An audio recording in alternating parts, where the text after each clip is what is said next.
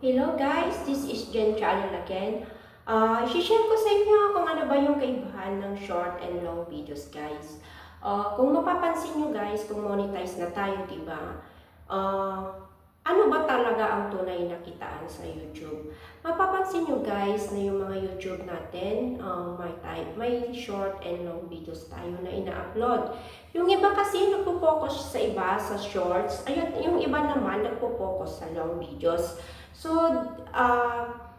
depende yan sa mga niches natin, kung ano yung gusto nating i-post na content, and then kung ano yung gusto nating i-post na videos, either dito tayo sa long or short videos. Ano nga ba yung tinatawag nating short videos guys? Yung short videos guys, ito, pwede kang magpa-viral dito ng 1 million to 10 million views sa short videos. So, ano nga ba? Bakit short videos? Kung gusto mo guys ng mag-boom yung channel mo, mag-upload ka ng shorts, doon ka makikilala ng mga subscriber. Doon ka makakahakot ng maraming subscriber guys. Kasi kung mapapansin niyo pag nag-upload kayo ng shorts, doon nag-a-add yung mga subscriber nyo, doon nagpapa-viral. So, yung mga kulang sa subscribers, guys, mag-upload lang kayo ng mga upload ng shorts. Doon kayo makaka-add ng subscribers. Sila ang mag-a-add sa inyo. Ewan ko lang sa iba, pero I experience of that na minsan sa short, may nag-a-add ng 10, 20 na subscriber sa shorts. Kasi, ang shorts guys, siya ang nagpo-post para makilala yung channel ninyo. Kasi tinutulak ng shorts yung channel mo papunta sa long videos mo din. So yung shorts, yung parang siya ang nag-a-advertise ng channel mo papunta sa iyong long videos at live.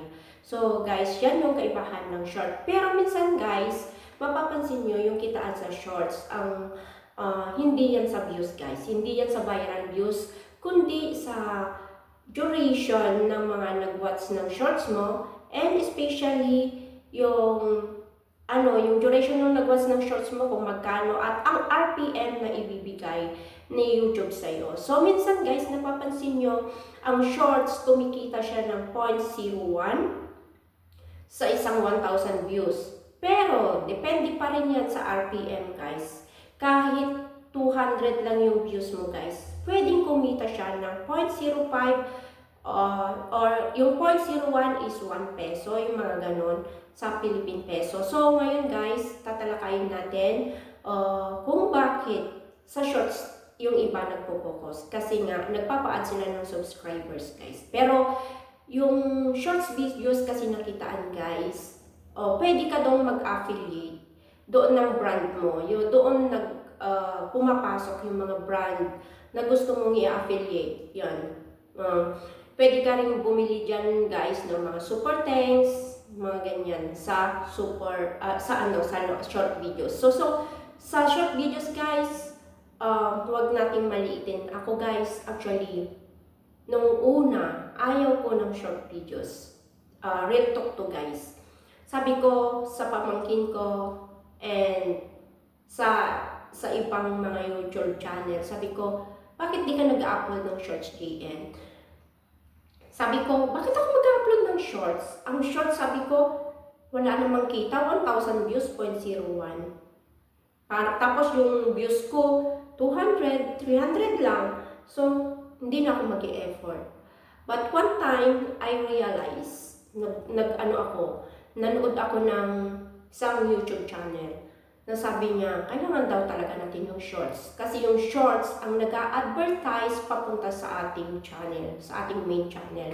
So, yan guys, nakita ko yung differentiate ng kitaan sa shorts. Kasi yung shorts, guys, pwede ako, yung 200 views ko, kumita din ng 0.05. So, depende pala yon sa ibibigay na location ni YouTube sa atin, sa RPM and duration. So, wala talaga sa views, guys.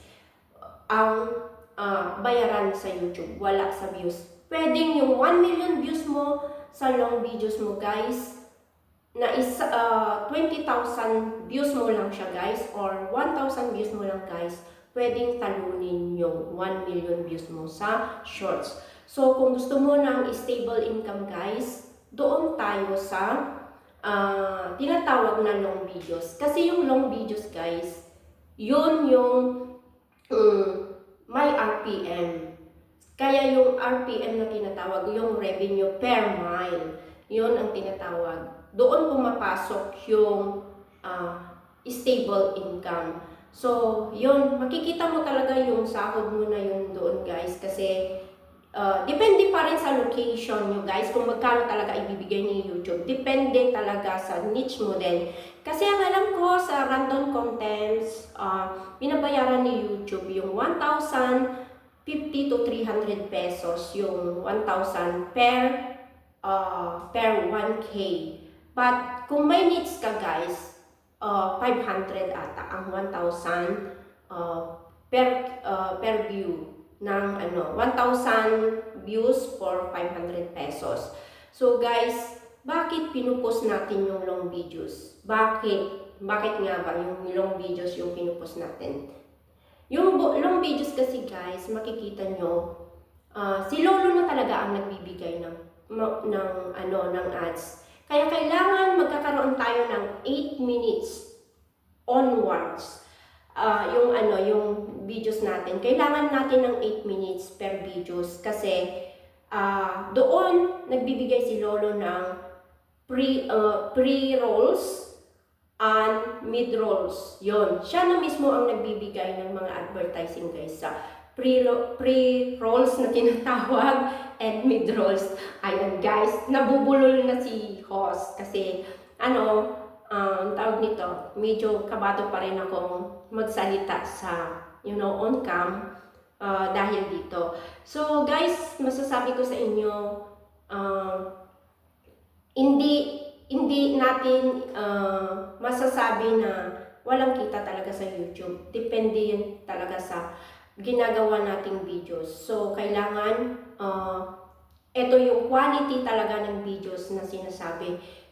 Kasi yung iba guys, 1 million nga yung views nila.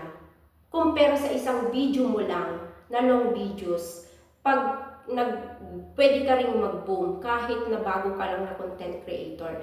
For example, ako, bago lang akong content creator, isang buwan pa lang akong na-monetize, 2 months pa lang akong na-monetize.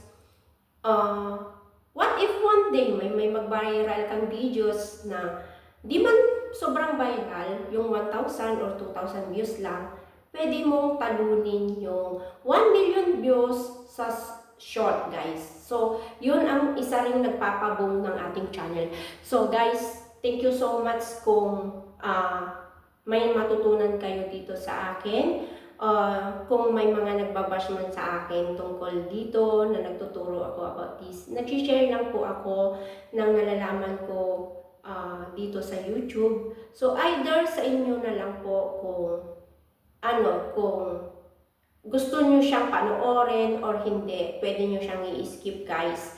Kasi hindi ko naman